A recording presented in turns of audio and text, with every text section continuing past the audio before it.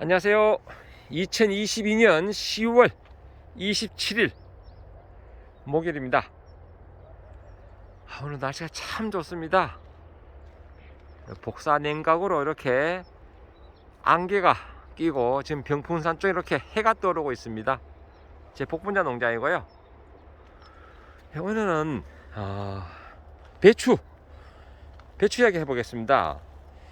지난번 제가 구분해서 영상을 올려드린 바가 있는데, 그럼에도 불구하고 질문이 많은 게 뭐냐, 물을 언제까지 줘야 하나요, 배추 묶어줘야 하나요, 이 부분 간략하게 설명드리겠습니다.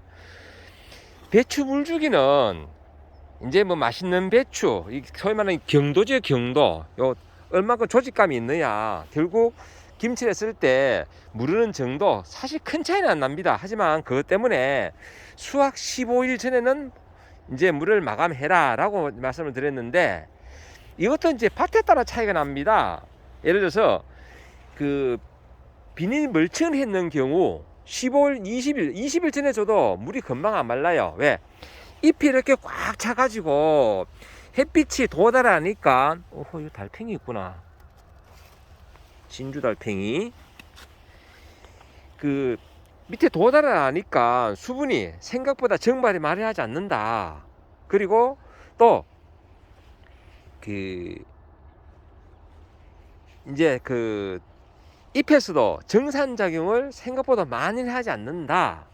그렇기 때문에 한 15일, 20일 전에 마무리해도 좋다라는 말씀을 드렸고, 그래도 이게 보면요, 배추가 그 이후에 뭐 가을비도 오고 또 배추 김장할 때는 또 세척하기 위해서 물에 잠시 또 담그잖아요. 그러면 또 결국 물이 스며 들어갑니다.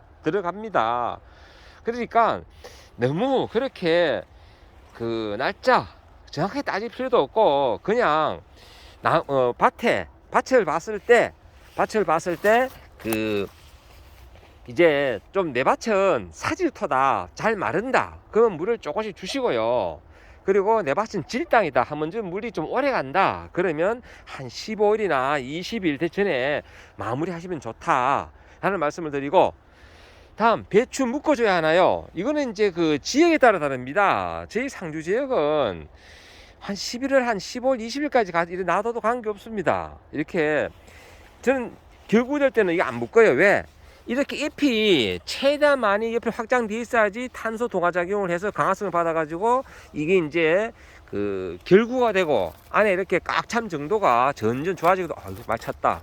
예, 이렇게 눌러보는 느낌이 옵니다. 예, 이렇게 그 결구되는 정도가 달라진다. 그렇기 때문에 저는 그냥 놔두는데, 지역에 따라서 추운 곳이 있습니다. 예를 들어서 김장은 날은 잡아놨는데 며느리 딸 이렇게 다 언제 오는 날이 있는데 아직 김장할 날이 멀었다. 그랬을 때 날씨는 춥다.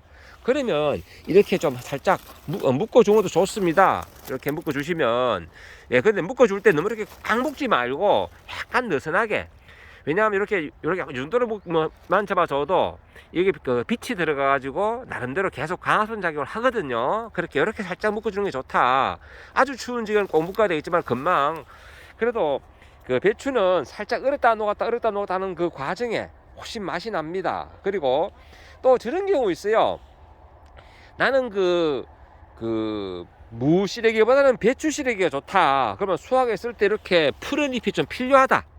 이런 부분들 어차피 김장할 때 이렇게 그동안 강화성 작업 이런 옆에 이런 잎들은 다 이제 역할을 다 하고 사실은 뜯어 버릴 거거든요. 하지만 난 이런 잎이 좀 필요하다. 이런 집들은 살짝 묶어줬다가 나중에 겉잎만 제거하고 안에 이런 두 잎, 세 잎 정도는 다 그 배추 그 시래기 말려서 활용할 수 있습니다. 그때는 이게 필요하다. 그 외에는 사실 굳이 일부러 묶어줄 필요는 없다. 하지만 이제 그 지역에 따라서 저쪽 강원도 뭐 인제 홍천 아니면 경기도 파주는 거 춥잖아요. 뭐 남부지방이야 사실 묶어줄 필요가 뭐 있겠습니까?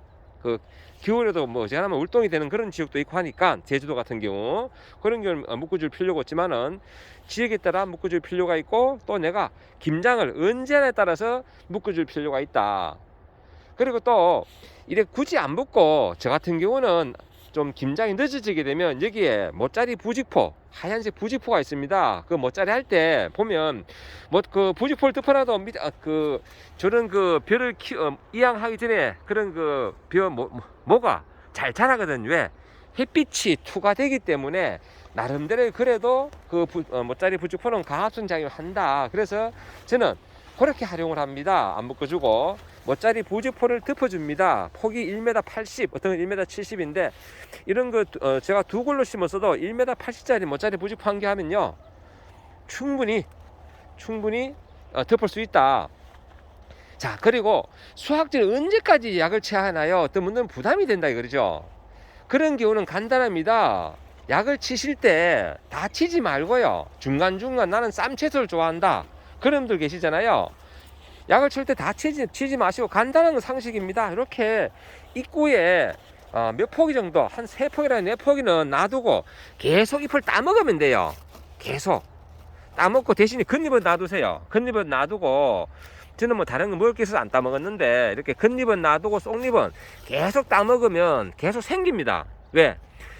지 스스로 자꾸 몸을 만들거든요. 그러니까 한 4포기 정도만 놔두고 계속 따먹으면 진딧물이나 그런 나방이 생겨도 눈에 보이잖아요. 왜? 이렇게 오픈되어 있으니까.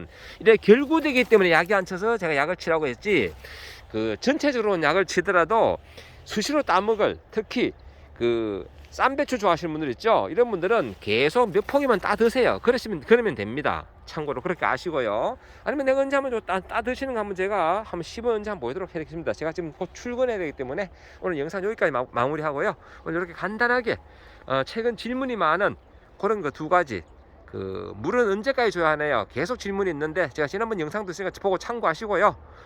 제가 오늘 이렇게 그 간략하게 설명드린 부분들 역시나 아래 댓글에 다시 요약 정리해서 제가 그 고정시켜 놓을 때 한번 보시고요.